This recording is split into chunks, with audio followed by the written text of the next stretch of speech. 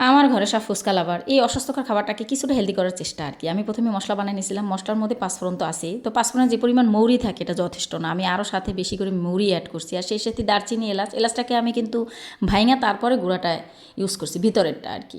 এর সাথে গোলমরিচ, তারপরে আছে লবঙ্গ, আর সাথে আছে জিরা তো দিতেই হবে মাস্ট। এইদিকে আবার হলুদ গুঁড়া, মরিচের গুঁড়া, আদা বাটা, রসুন বাটা, সামান্য খাবার সোডা আর একটু লবণ দিয়ে ডালগুলো সেদ্ধ করে নিছি। সেদ্ধ করা ডালের মধ্যে একে একে আমি সব কিছু অ্যাড করে দিচ্ছি। টেস্টিং সল্ট আর টক লবণ বাদে সব কিছু আমি একে একে অ্যাড করছি, যেহেতু এই ভয়ঙ্কর টেস্ট আমি বাদ দিছি, কারণ এটা কিডনি এফেক্ট করে যথেষ্ট পরিমাণে। এটা আমি বাদ দিয়ে তারপর আমি আমার বাচ্চাদের জন্য রেডি করছি। না হলে তো দোকানে ওরা খায়, আমি আসলে অনেক ভয় পাই। আর যে চামচটা দিয়ে তারা খায়, ওই চামচটা দেখেন, একটা কথা মনে রাখবেন, সবাই যেহেতু মুখে দেয় ওই চামচটা আমি আসলে একদমই ভালো লাগে না আমার ওটা ইউজ করতে। তারপরও আর কি, আমি যখন ফুচকা খাইতে যাই আমি বাসা থেকে চামচ নিয়ে যাই।